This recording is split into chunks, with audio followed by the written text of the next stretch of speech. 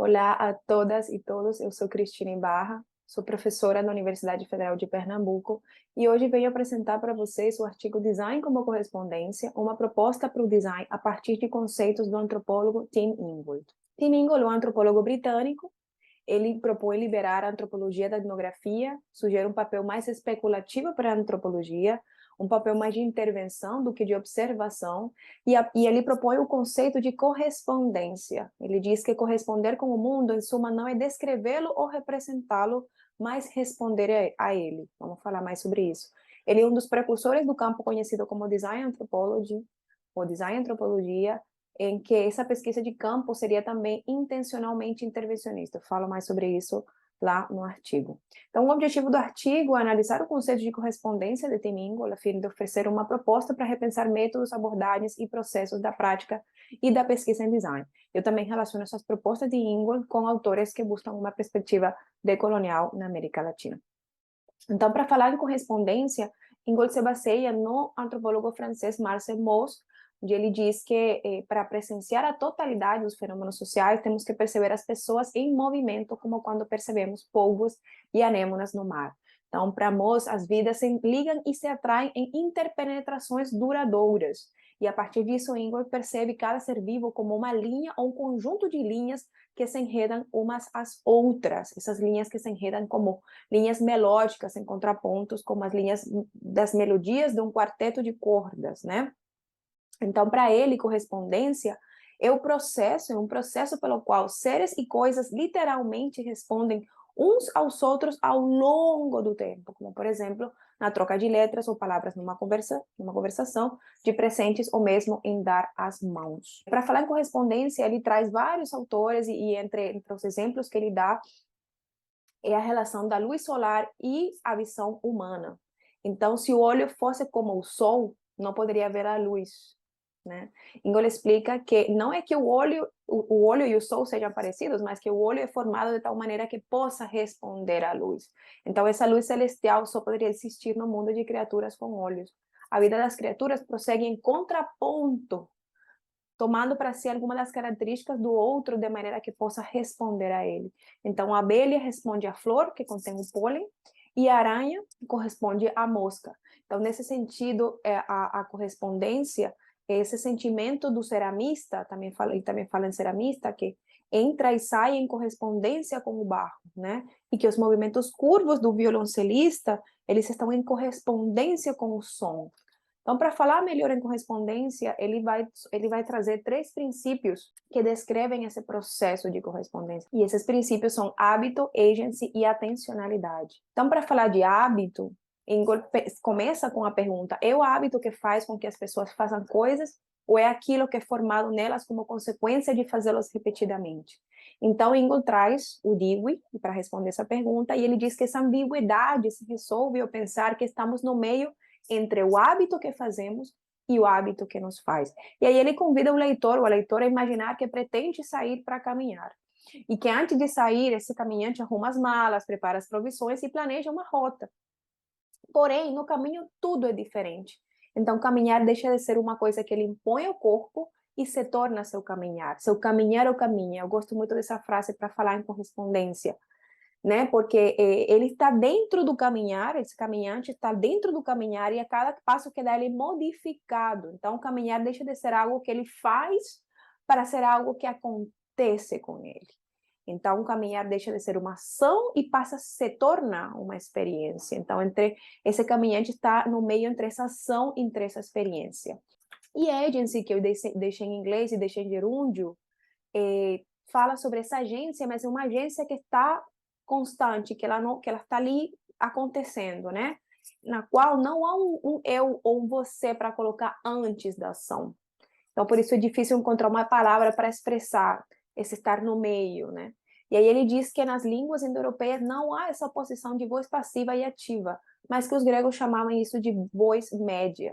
Então, esse agente alcança algo que é alcançado nele, né? Então, esse caminhar ou caminha, esse in-between, esse estar ali entre essas duas coisas. E a intencionalidade, em relação ao terceiro princípio, ele propõe reverter essa relação entre intenção e atenção.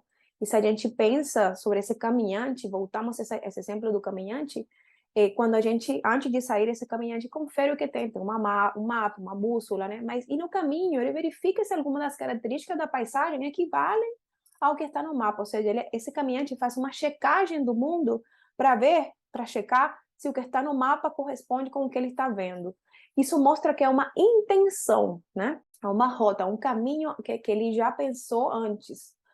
Porém, ele diz que o caminhar, Ingold diz que caminhar não é um processo sem mente. Aqui é muito importante essa parte, vou ler.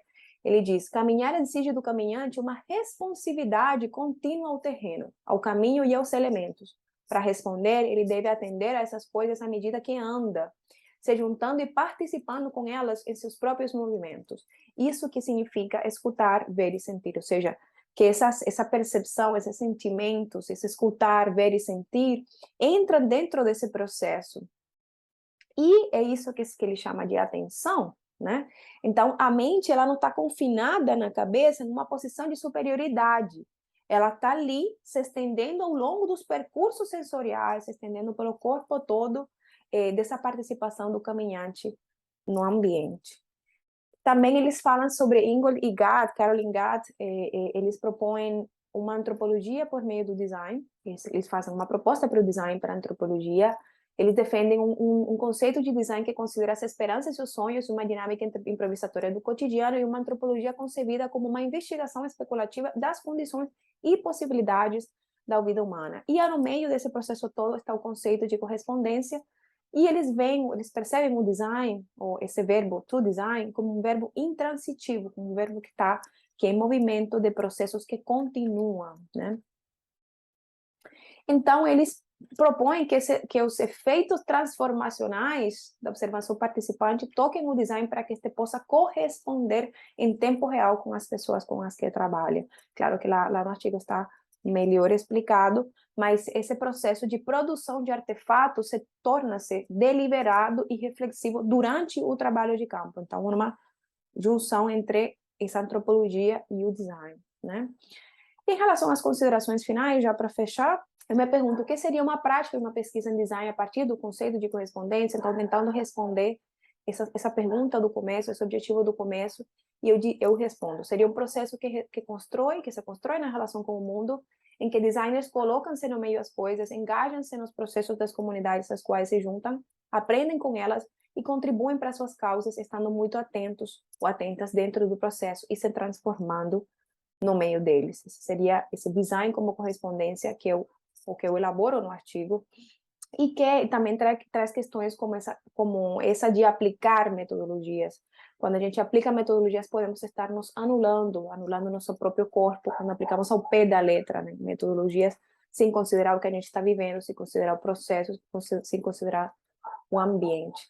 E essa correspondência eu relaciono com essas dicotomias que a modernidade separou, que é algo que Arturo Escobar fala, dicotomias como mente, corpo, razão, emoção, sujeito, objeto. Então, em relação à primeira e à segunda dicotomia, fazer design, fazer pesquisa implica envolver nossos corpos de tal maneira que valorizemos nossos sentimentos, intuições, experiências prévias, memórias, sensações, e também nossos pensamentos, claro, como designers e pesquisadores. A correspondência nos ajuda a unir essa separação da dicotomia sujeito-objeto, que nos coloca nesse in-between, e eu relaciono esse conceito de correspondência com a noção de sentir e pensar do sociólogo colombiano Orlando Fals Borda, e sentir pensar questiona vários conceitos como modernidade, eurocentrismo, objetividade, neutralidade, a separação sujeito-objeto, razão, emoção, natureza, cultura, entre outros.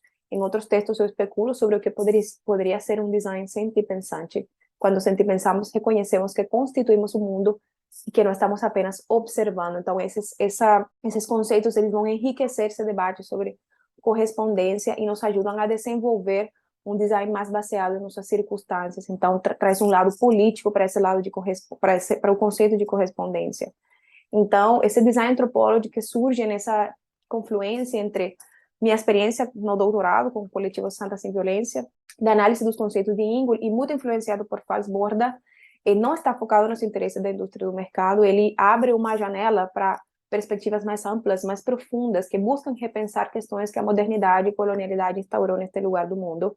e que nos ajuda a pensar para quem, a nos posicionar e a politizar nossos processos de design. Então, nos ajuda a desvendar a quem estamos favorecendo com nosso trabalho, que é algo importantíssimo para nós, a pergunta importantíssima para nós fazer. E a universidade, considero que a universidade é um espaço onde podemos imaginar e ensaiar possibilidades fora desse circuito que o eurocentrismo tem criado. Esse aqui é meu livro, Design como Correspondência, onde eu falo mais sobre todos esses assuntos e deixo aqui meus contatos. Muito obrigada.